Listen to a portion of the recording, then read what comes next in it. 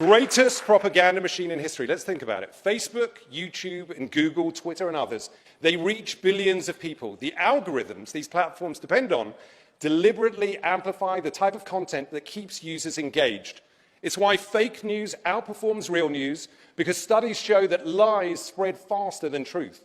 Today, around the world, demagogues appeal to our worst instincts. Conspiracy theories, once confined to the fringe, are going mainstream.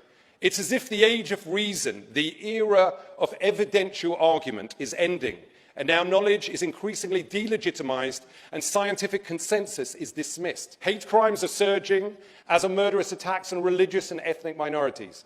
Now, what do all these dangerous trends have in common? I'm just a comedian and an actor, I'm not a scholar, but one thing is pretty clear to me.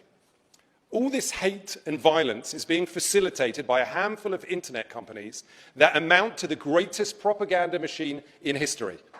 On the internet, everything can appear equally legitimate. Breitbart resembles the BBC.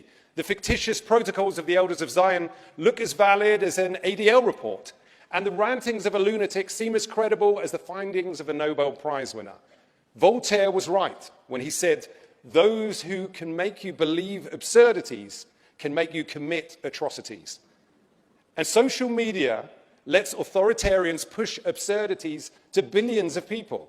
I believe that it's time for a fundamental rethink of social media and how it spreads hate, conspiracies, and lies.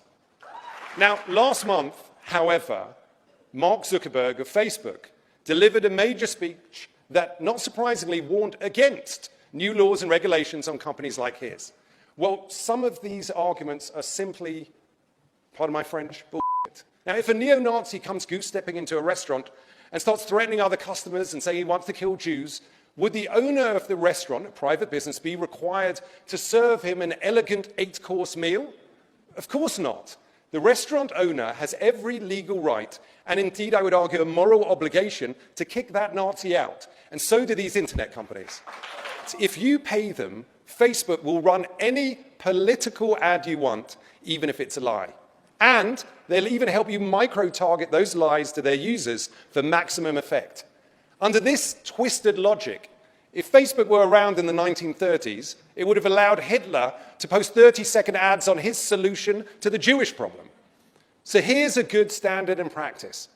Facebook, start fact-checking political ads before you run them. Stop micro-targeted lies immediately. And when the ads are false, give back the money and don't publish them.